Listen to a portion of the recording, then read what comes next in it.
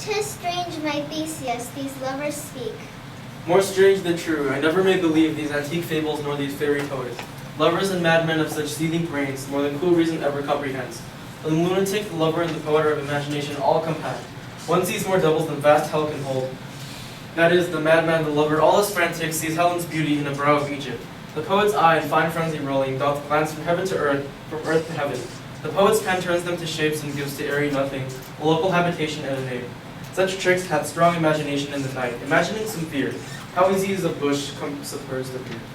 But all the stories of the night told over, and all their minds transfigured, so together grows to something of great constancy. Here come the lovers, full of joy and mirth.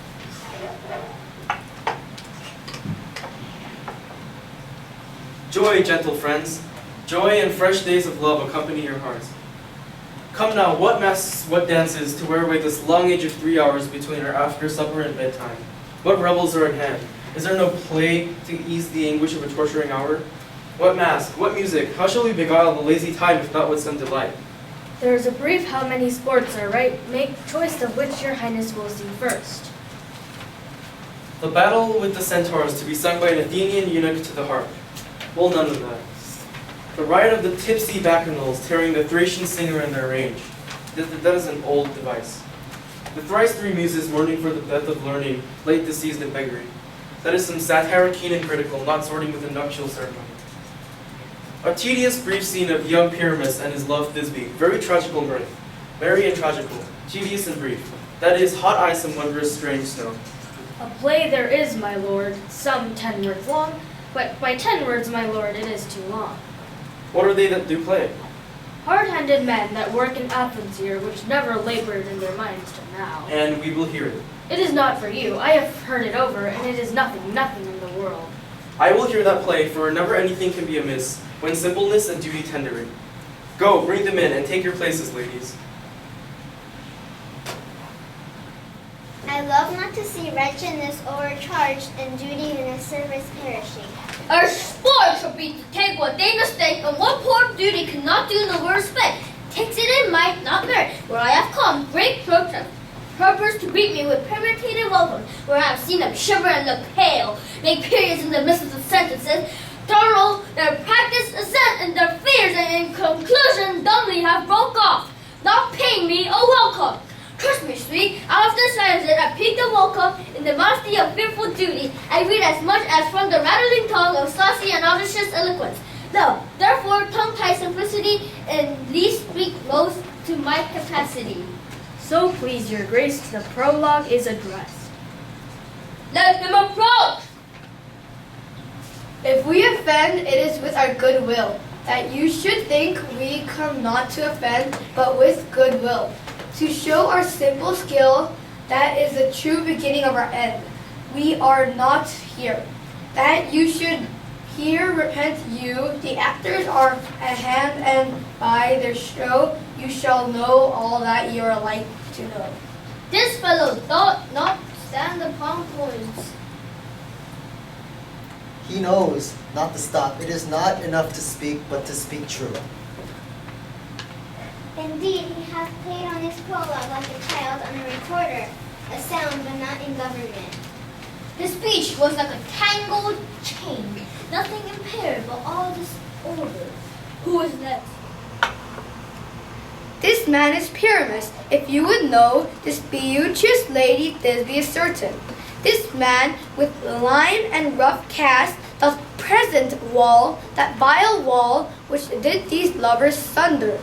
And through wall's chink, poor souls dare content to whisper. This man with lanthorn, dog, and bush of thorn present moonshine. For if you will know, by moonshine did these lovers think no scorn. To meet at Ninus' tomb, there to woo. This grisly beast, lion by name, the trusty Thisbe, coming first by night, did scare away, or rather did affright. And as she fled, her mantle sheeted full, which lion vile with bloody mouth did stain.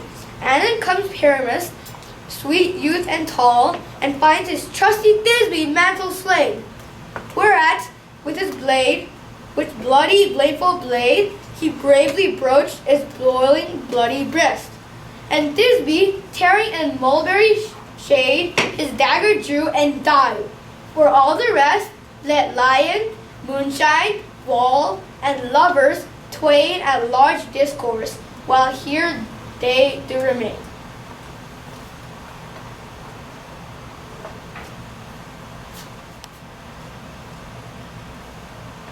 I wonder if the lion be to speak.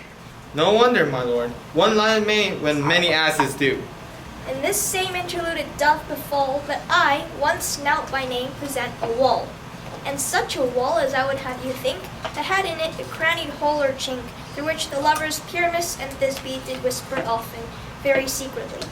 And this the cranny is, right and sinister, through which the fearful lovers are to whisper. Would you desire lime and hair to speak better? It is the wittiest partition that ever I heard discourse, my lord. O wall, full often hast thou heard my moans for parting my fair Pyramus and me. My cherry lips have often kissed thy stones with lime and hair knit up with thee. I see a voice. Now will I to the cheek. To spy and I can hear my Thisbe's face. Thisbe! My love thou art, my love I think. Think what thou wilt. I am thy lover's grace, and I, like Lysander, am my trusty still. Oh, kiss me through the hole of this vile wall. I kiss the wall's hole, not your lips at all. Thus have I walled my part discharged so, and being done, thus wall away doth go. This is the silliest stuff that ever I heard. The best in this kind are but shadows, and the worst are no worse, if imagination amends it. It must be your imagination then and not theirs. Here, come two noble beasts in, a man and a lion. You, ladies, you, whose gentle hearts do fear the smallest monstrous mouse that creeps on the floor, may now perchance both quake and tremble here, when lion rough in wildest rage doth roar. Then know that I, one snug the joiner, am. A very gentle beast of a good conscience. This lantern doth the horned moon present, myself the man, I the moon do seem to be. I am aweary of this moon, what he would change. Proceed, moon. All that I have to say is to tell you that the lantern is the moon, I the man in the moon, this thorn bush, my thorn bush, and this dog my dog. Silence! Here comes Thisbe. This is old Minnie's tomb. Where is my love? Roar! Ah! Well roared, lion. Well run, Thisbe. Well shown, moon. Well out, lion. And so the lion vanished. And then came Pyramus. Sweet moon, I thank thee for thy sunny beams. I thank thee, moon, for shining now so bright. For by thy gracious golden glittering gleams, I trust to take of truest this beside. But stay, O spy, but mark poor night. What dreadful dolt is here? Eyes do you see? How can it be? O dainty duck, O dear, thy mantle good, what stains with blood? O prodigy of fairies feel. O fates, come, cut thread and throng, quail, crush, conclude, and quell. They shear my heart, but I pity the man. O wherefore nature didst thou lion's frame, since lion vile hath here deflowered my dear, which is no, which was the fairest name that lived, that loved, that liked, that looked but cheer. Come tears, confound, out sword and wound, the pap of Pyramus, I that left pap, where heart doth hop, thus thy eye, thus. Now I am dead, now I am fled, my soul is in the sky, tongue loose thy light, moon take thy flight.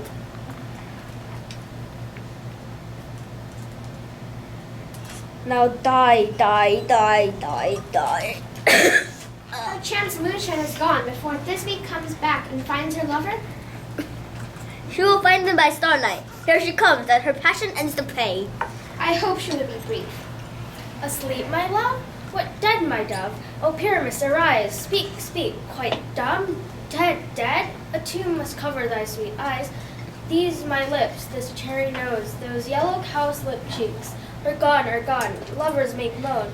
His eyes were green as leeks. Oh, sisters three, come to me. With hands as pale as milk, lay them in gore, since you have shore with shears his thread of silk. Tongue not a word, come trusty sword, come blade my breast in blue. And farewell, friends, this be ends. Adieu, adieu, adieu. Moonshine and lion are left to bury the dead. Aye, and wall too.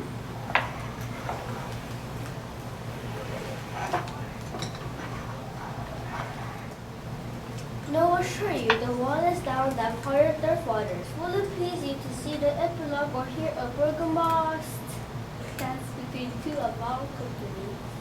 No epilogue, I pray you, for your play needs no excuse. Never excuse, for when the players are all dead, there needs none to be blamed.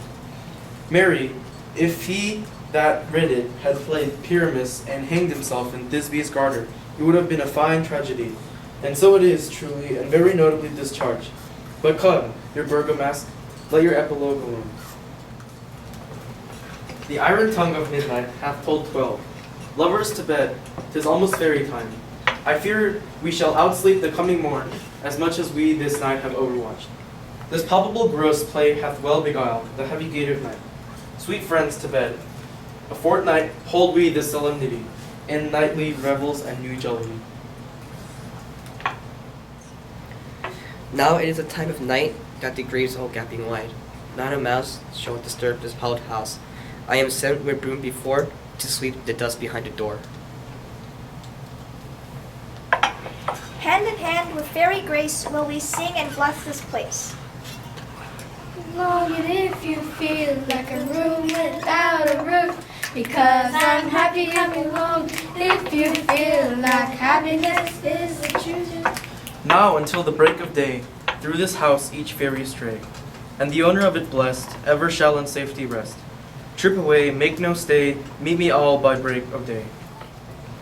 If we shadows have offended, think but this, and all is mended, that you have but slumbered here, while these visions did appear, and this weak and idle beam, no more yielding but a dream. So, good night unto you all.